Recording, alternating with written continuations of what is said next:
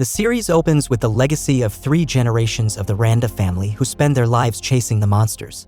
In 1973, the grandfather is stuck on an island when a giant spider monster with several legs attacks the old researcher.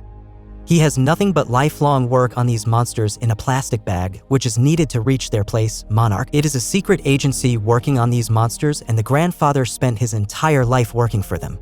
He threw the bag into the water and dodged the monster's fierce claws. However, he has been rescued by another huge monster popping out of the earth. He has escaped, but the research has been gone.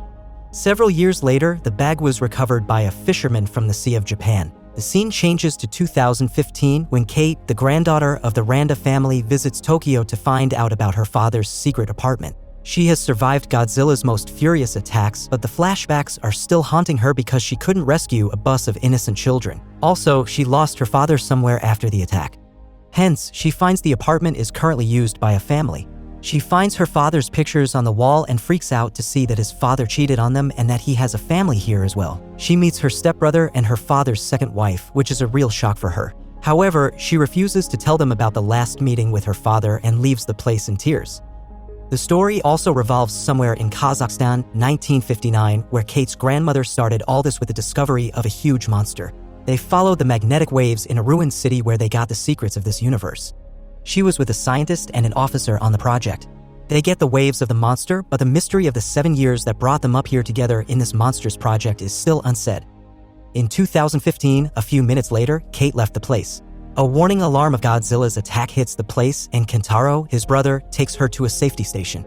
This brief stay helps them get to know each other, and they decide to talk about their father's life. Kentaro takes her to his father's office, where she cracks the code of a secret locker. They find their grandfather's research bag with the symbol of the Monarch in it. The CDs are from several decades back. Kentaro takes them to a hacker friend, May. She seems a little pissed off, but finally agrees to help them. Kate's grandmother found a dungeon there with the huge glowing eggs of the monster. She insisted on reaching the eggs to get DNA, but the crack from her footsteps gave birth to the creepy baby monsters, and she couldn't pull it off. She ends up losing her life and leaves the officer and scientist in deep guilt. Finally, Kate informs them about her father's last visit, where he abandoned them for a project. After a few days, they get the news of his airplane being wrecked. Hence, they get the information from their grandfather's CDs, a lot of pictures and details about monsters. However, they don't know what they are calling for. The security systems of Monarch Agency get the alert of activation of these CDs, and they are set high on alert to find them. This information is highly sensitive, and they need to get the CDs at any cost. Kentaro tries to justify his father's heroic spirit and how he was always set to work for good, but Kate is not willing to justify his cheating. The episode starts in 1952, 7 years before Kate's grandmother's death, and it reveals how she met Randa, their grandfather. She was on a mission to find the waves with the officer who was assigned to protect her. The grandfather was already there, sneaking into their work and introducing himself as a cryptozoologist. She welcomes him into the project with an open heart, and they fall in love there. In the present, Kate finds the answers about his father and is now heading back home. However, she has been dodged by Tim, the Monarch's agent. She sabotages him with a trick and flees, but a lady agent blocks her way and puts her in the car. She tries to resist, but they put a black cloth on, which makes her suffocated and restless. Her restlessness bangs the car into the wall, and she manages to escape the trap. Kentaro is still curious about where his father is, so his raid in the office lets him find an audio tape. He wants it to be decoded, but May is angry and busy copying the CD's information to her computer, so she asks him to go. On the other hand, Kate finds a police station to report the kidnapping, but they consider her drunk. She had lost her bag, passport, and everything else, so to save herself from the mess of the police, she ran away. Kentaro finds a photo of the officer who used to be with her grandparents in the old photo album. With this, the cameras roll back to 1952 when his grandmother decides to keep Randa with her. While the police officer highly resisted, she asked him to leave the job at hand. The officer takes it on the ego and leaves it on the jeep. The Randa lovers find the chance to explore, and their map takes them to a wrecked ship. Young Randa is actually the only one who survives this ship's journey, and that was the first time he found a dragon. Since then, he has been roaming around to see the evidence. They walked onto the ship and found frozen dead bodies in awful conditions. Kentaro inquires about the officer's photo and finds out that he is still alive. However, the Monarch agents have raided the mayor's house to get the CDs but found nothing, and now they are on Kentaro's asking for it. However, Kentaro's mother lets him sneak out of the back door and tricks the agent with her soft talk. Randa and the grandmother are on the ship mourning the loss of the Japanese crew. Surprisingly, the officer got some high-magnitude waves and a huge illuminating wave in the sky. He turns his jeep back to inform Randa. Kentaro, May, and Kate meet in a cafe and decide to leave the country with fake passports, but Kentaro wants to dig deeper into that, so he takes them elsewhere. They are in the professor's place, where he has officially been imprisoned by the Monarch. He is amused to see his friend's grandchildren, but they need to find out about their father. Therefore, they are here, but they are constantly under the eyes of the Monarch. So, the professor gives them 60 seconds to think about whether to leave the country without the answers about their father's existence or take him with them to find him. The scene switches to Randas, who has found something fresh dripping out in the ship, and in no time they have been attacked. The huge, monstrous flying dragon is chasing them, and Randa ends up sticking under the heavy rails. Luckily, the professor reaches on time and distracts the dragon. Also, he helps them get rid of the rails and they escape the dragon's fierce attacks. Now, the officer and the grandmother have also seen the dragon, who had not been sure about their presence lately. The alarm beeps and the decision is already apparent. They sneak into the car and dodge the Monarch's incredible security system with rash driving. The professor breaks the errands and drives away through the backyard. This rash driving after ages takes the professor to memories of the past when their grandmother was also a rash driver. Hence, after the discovery of the monster, they talk to the army generals about the flying dragon after its attack on the ship. They also find a huge footprint of the monster 2 years later. They wanted the Monarch's army general to help them in collecting evidence and inform the world about it. They want fresh minds to come and see the secrets of the universe and enlighten minds all over the globe.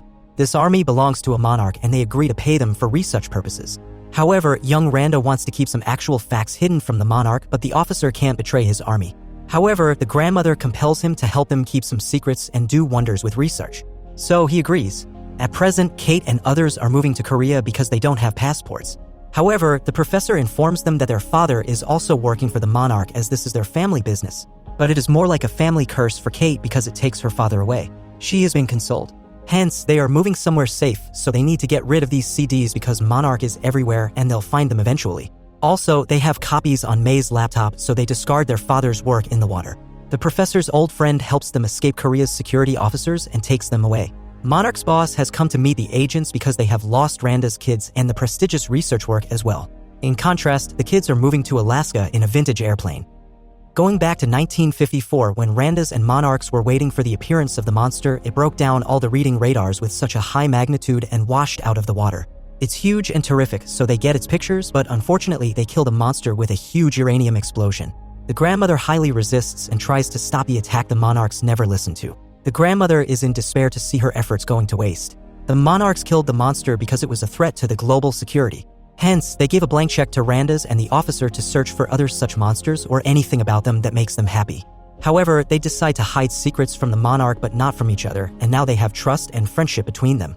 On the other hand, in 2015, Kate and others finds out about their father's last probable location.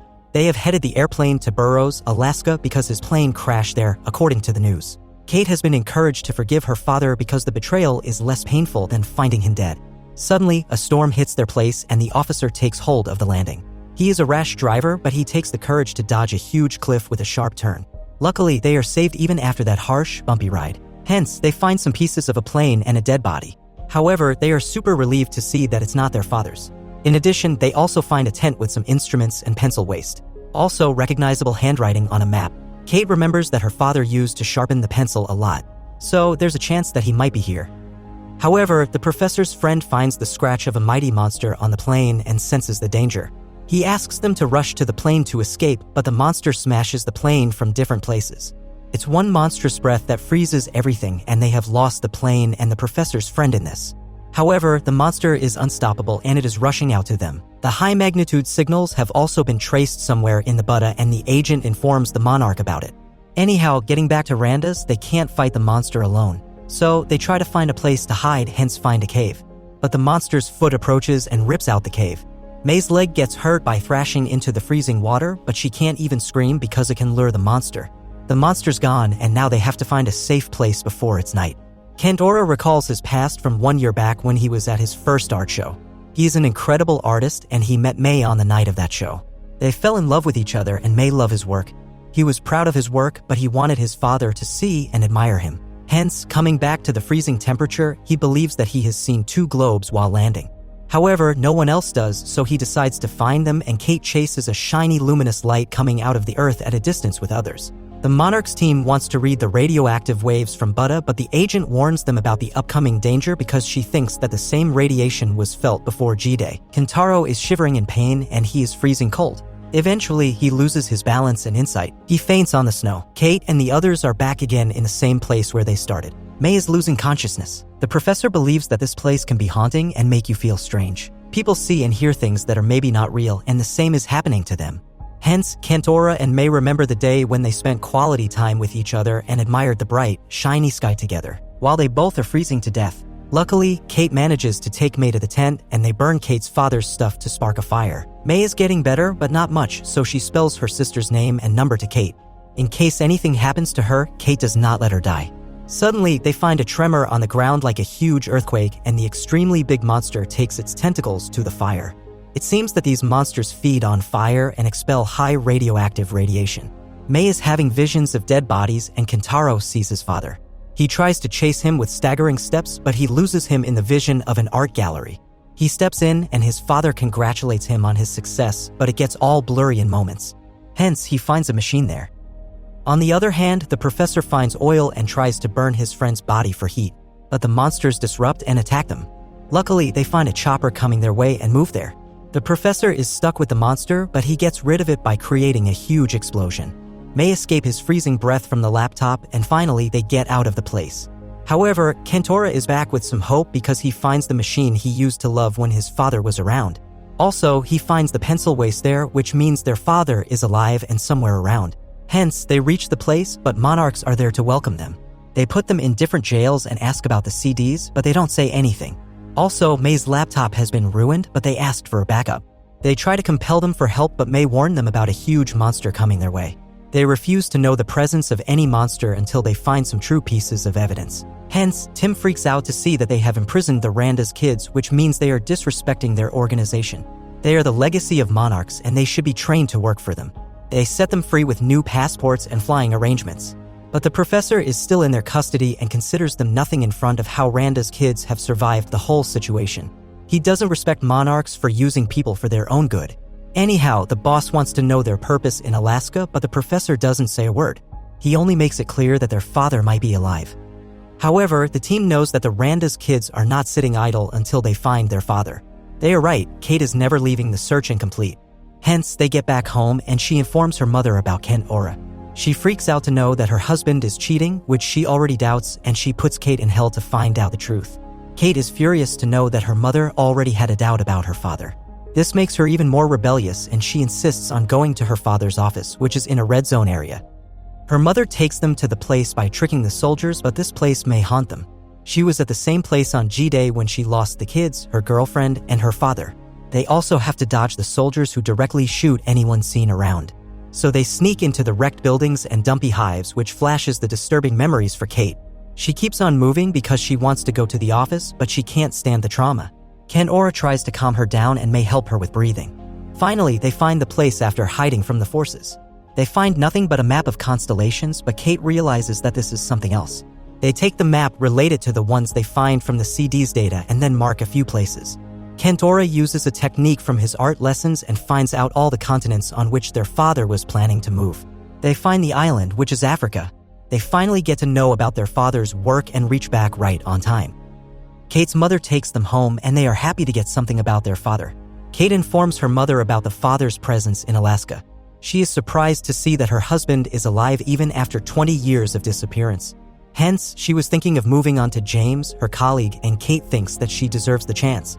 The season ends with a twist that may betray the Randa's kids by informing the Monarch's agent about Africa. She wants to go home, and the agent can get her home easily after that. In 2015, Duval stopped the vehicle where Shaw was and beat the guards before freeing Shaw. Duval learned of Shaw's idea of stopping another Titan's emergence from coming. Shaw revealed that Monarch had known everything for years but refused to believe in him and deemed him crazy for disagreeing with them. Duval then opened up about her late sister, Sandra, who died while working at Janjira in Japan. It was the reason why she joined Monarch in the first place, but now that she has become disillusioned, she has decided to turn to Shaw. At Alameda Point, Kate, Kentaro, and May arrived at Caroline's house and found Shaw with Duval. Shaw reassured them that Duval is now on their side, and they all headed to the Algerian desert. Kate, Kentaro, and Shaw were delighted when they found Hiroshi perfectly alive, standing at the bottom of the mountain with a Titan lure. Kate and Kentaro waved at their father, but Shaw saw the Titan lure, and his delight was washed away after realizing what Hiroshi was planning. Shaw urged the others to leave as fast as they could while Hiroshi rushed away in his car, but Tim and other Monarch agents appeared in a helicopter. The ground then trembled as Godzilla emerged, sending Kate's group down the mountain. Kate and the others watched as the Godzilla stood in its glory, crashing Tim and the Monarch's helicopter in the process. Godzilla walked away and Shaw wanted to follow the Titan to help it. Kate, Kentaro, and Mei didn't believe in Shaw, thinking he was insane for even thinking of helping a monster, and decided to part ways. While Shaw and Duval went after Godzilla, Kate, Kentaro, and Mei left to find Hiroshi. Mei then revealed that Monarch had promised to give her life back, and in return, she sold Kate and Kentaro out by letting Monarch track them. In 1955, Shaw and Keiko bonded together in the American Defense Industry Federation Summer Ball in Washington, D.C. But before they could get to the best part, Shaw received an urgent message from Bill. Shaw and Keiko headed to the headquarters and learned that a Japanese scientist named Suzuki had captured isotopic signatures with his Titan lure. Keiko and Bill headed to Japan to meet Suzuki, while Shaw reluctantly stayed behind to present their budget proposal to the committee. But due to his feelings for Keiko, Shaw talked to General Puckett to inform him that he wouldn't be doing the presentation anymore because he needed to protect Keiko and Bill. General Puckett warned him not to abandon the presentation, but Shaw still chose to follow Keiko. In Japan, Shaw and Keiko talked about their feelings for each other and shared a kiss, but Keiko had decided that they couldn't pursue their feelings because if they did, they would risk losing everything they had worked hard for. Right after their talk, Godzilla emerged from the water and destroyed the lure. Shaw, Keiko, and Bill returned to the United States to inform General Puckett that Godzilla was still alive. Keiko disagreed with telling Puckett of Godzilla's survival because she believes the Monarch would make an even bigger weapon that, if they failed to find Godzilla, they might use on somebody else. Shaw insisted on telling General Puckett, but then they discovered that during Shaw's unauthorized absence, General Puckett handed the operational command and control of Project Monarch to Lieutenant Hatch. In 2015, Kate and Kentaro were waiting on the couch in Tindouf, Algeria, when Kate realized that Mei had been in the restroom for 40 minutes already. Kentaro didn't think much of it as he figured Mei might just be staying away from them after selling them out. When Kate entered the restroom, Mei was nowhere to be found, and the only thing she found was Mei's bag containing her phone and passport. They walked to the airport exit when they saw a rough-looking Tim walking into the airport. Kate accosted Tim, accusing him of taking Mei, but Tim knew nothing. He clarified that it was Shaw they were after, not Mei. Kate then asked Tim to help them find Mei, and in return, they're going to help Tim find Shaw. Tim agreed, but before they left, he told Kate and Kentaro what they knew about Mei, whose real name is Cora. They headed to Tacoma, Washington, and visited Mei's family to ask about her without saying anything that might make them suspicious of them and Mei. Throughout the whole conversation, Kentaro noticed that Mei's sister, Lyra, was acting weird as if she knew something. As they were leaving, they noticed Mei's sister leaving and followed her to a parking lot where they got caught by Lyra, who thought that they were from AET. Kate and Kentaro reassured her that they are Mei's friends, and Lyra told them about AET. Then she said that Mei called a couple days ago, telling them that she might be able to come back because she made some kind of deal, which caused Kate to look at Tim, who just looked away awkwardly. Lyra asked them to tell Mei that her family doesn't care about what happened and they just want her home. Kate, Kentaro, and Tim headed to AET and triggered a false Titan alert to make everyone willingly leave the building. But when they reached Mei, they found Brenda waiting for them. Before they arrived, Brenda told Mei that she would make it easier for her friends to rescue her, and once they have her, Brenda wants Mei to spy on them and tell her everything she learns about the Titans. But when Kate, Kentaro, and Tim arrived, she decided to tell them everything. She used to work as a programmer at AET until she hacked into AET's systems and discovered that AET is the front for Monarch's cybernetic animal research. Mei destroyed AET's research and escaped, staying in Japan under a false identity. When Kate came to her with her dad's files, Mei thought she could use her to get herself out of trouble. She doesn't want to be that person anymore, so she decided to stay and make them leave. Kate dejectedly left with Kentaro and Tim, only to be caught by Natalia, who wanted them to find Shaw. But Kate demanded that they help them get Mei back before she and Kentaro could agree to help them find Shaw. So they returned to AET and made a deal with AET for Mei's freedom. Tim then suggested that Natalia reveal Monarch to the public and explain the reason for the Titan alert. Natalia agreed and made a live announcement about the Monarch. Brenda watched the announcement and was delighted. She contacted Mr. Simmons about a new corrupt mission and rebranded AET to Apex Cybernetics. Meanwhile, Shaw and Duval headed to Alaska and took over the Alaskan Monarch outpost. They sealed the hollow earth by detonating a rift. In 2015, Kate, Kentaro, Mei, and Tim headed to Monarch, where Natalia discussed with them their objective. Natalia is afraid that Shaw's plan might cause another G-Day and they need to find out what he is planning and where he is headed next. She wanted Kate's help because Tim believes that Kate's bloodline gives her some unique insight into the situation. Kate, Kentaro, May, and Tim went straight to work until Kate found the files about Keiko's disappearance in Kazakhstan. They realized that Shaw was trying to rewrite the past, and by doing that, he needed to go to the place where everything went to hell for him, the place where Keiko presumably died. They headed to the Kazakhstan power plant, which had been enclosed in a containment facility, and found the pit where Keiko fell. They were then confronted by Shaw and Duvall's team. Shaw agreed to talk to Kate privately and revealed that beneath that pit is another world. Just like Keiko, Shaw doesn't want to destroy Godzilla.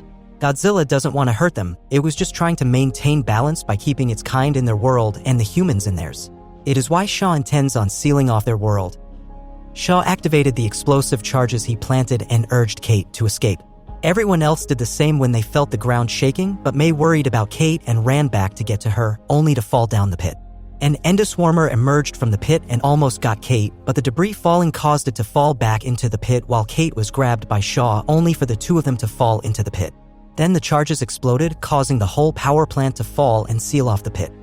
In 1955, Lieutenant Hatch questioned Keiko, Shaw, and Bill about the Titan's existence. Hatch didn't believe in their claims that the Titans exist due to a lack of evidence. Bill got enraged when Hatch made a racist remark about Keiko and punched him. Shaw was worried about Monarch, fearing that Hatch's refusal to believe in the Titans' existence might lead to Monarch being closed down. He convinced Keiko and Bill to compile their research, draw a map of all the locations where the Titans are hiding, and note down everything they know about the Titans. So Keiko and Bill started working earnestly, researching and sharing their findings with each other. Bill figured out that there's a hollow Earth that allows the Titans to avoid detection and headed to Keiko's home to share his discovery. That's when he discovered that Keiko is a widow and has a son named Hiroshi. Keiko opened up about her struggles and Bill offered to help her raise Hiroshi.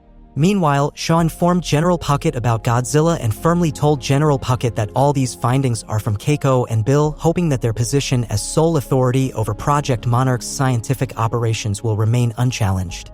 In 2015, Kentaro regained consciousness and was devastated after hearing the news that Kate, May, and Shaw didn't make it. Seeing the pain and sorrow Kentaro was in, Emiko encouraged her son to continue searching for Kate, May, and Shaw.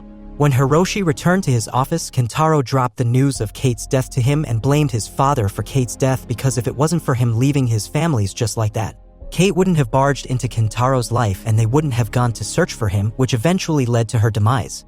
At the Monarch, Barnes discovered a signal from the gamma rays that they always get every time Shaw implodes a rift point. Tim realized that someone was sending them a message. Meanwhile, Shaw and May found themselves in Axis Mundi, the intermediate realm between the surface and Hollow Earth. May became paranoid after learning that Kate had fallen into the rift just like her, but Shaw calmed her down and reassured her that they're going to find Kate. Somewhere else in Axis Mundi, Kate woke up to a bramble boar. She crawled away from the bramble boar, who was about to attack her. Unexpectedly, she was saved from a still young-looking Keiko Miura. In 1962, Shaw volunteered to lead a recon mission called Operation Hourglass. He would lead a team into the Hollow Earth in order to see the Titan's world for themselves. To make the journey into the Hollow Earth smooth and stabilized, Suzuki used the Titan lure, which would also cause a partial Titan emergency. But then the rift closed and destabilized during the launch, and everyone who was watching ran away in fear of getting caught. After the disastrous expedition, Bill returned home to Hiroshi. Meanwhile, Shaw got stranded in Axis Mundi with his team when an ion dragon appeared and killed all his teammates while Shaw was sucked back through the rift, ending up in the woods where he was found. What felt like a week for Shaw in Axis Mundi turned out to be 20 years on Earth because, when he was found, it was already 1982 and he was still his young self. Shaw panicked and held Emiko, who was a nurse then, hostage. An adult Hiroshi confronted him and Shaw calmed down after recognizing him. Hiroshi revealed that Bill had passed away and that Monarch was planning on stopping the research on Titans, leaving the Titans undisturbed. Shaw, who was never the same after returning from Axis Mundi, was put in a retirement home where he spent 32 years until he saw the news of Godzilla fighting the male Muto in Hawaii. In 2015, Kate was dumbfounded at the sight of Keiko looking so young and alive. She followed Keiko and they continued walking until Kate abruptly stopped when Keiko spoke about a signal she'd been sending to Monarch. When Keiko realized that Kate wasn't part of the monarchy, she questioned Kate, but the latter was unable to answer because they heard a sound that alerted them. Kate was happy to find May and the two embraced each other. Shaw called Keiko, who was happy to know he was there, but Shaw remained hidden as he wanted Keiko to understand some things first before he showed himself up. Keiko stated that she'd been in Axis Mundi for 57 days and was hit with a roller coaster of emotions when Shaw revealed to her that she had been in Axis Mundi for 56 years. Shaw finally revealed himself and Keiko cried even more upon learning that Bill was gone. She asked for Hiroshi and learned that Kate is her granddaughter. In Monarch, Tim and Natalia argued about the signal they got from the gamma rays. Tim wanted to investigate the signal because he believes that it came from Keiko, which means that she is alive, along with Kate, May, and Shaw. But Natalia refused, and it was the final straw for Tim to leave Monarch. He met up with Kentaro, and they both went to Hiroshi's office where he notified them about the signal. Hiroshi was reluctant to believe it as he didn't want to get his hopes up for nothing. Kentaro persuaded his father by expressing his desire to find his sister. Meanwhile, Keiko led the others to the Titan lure she had been using to send signals to the surface, and Shaw planned on using the lure to find a way back home. They carried the lure near the rift and reconnected it to the Hourglass launch vehicle left near the rift. When Keiko suddenly announced that she was going to stay behind, the others went silent. Keiko explained that she already lost Bill and her son grew up without her. She believes that she doesn't belong to the humans' world anymore. Kate and Shaw refused to leave her behind, and Keiko finally relented. The group entered the launch vehicle and Shaw activated it, but it inadvertently lured an ion dragon who knocked the Titan lure from its position. Shaw exited the launch vehicle to reconnect a dislodged cable when the ion dragon saw him. Unexpectedly, they heard another roar coming from the rift and Godzilla appeared battling against the ion dragon. The launch vehicle started moving as the rift was sucking it back to the surface, and Keiko reached out to Shaw. But Keiko couldn't pull Shaw, and the latter thanked her for everything before letting go. When they reached the surface, they found themselves in an unfamiliar place where an army came to aid them. Kentaro and Hiroshi appeared and reunited with Kate and May. Kate then pulled her father to Keiko, who embraced her son. The emotional reunion turned into confusion when Brenda and Tim approached them. It turns out that Tim is now working with Apex, and the year is already 2017. Kate, Keiko, and May were gone for 2 years, and a lot has changed since then. An alarm blared out and everyone evicted as Kong approached.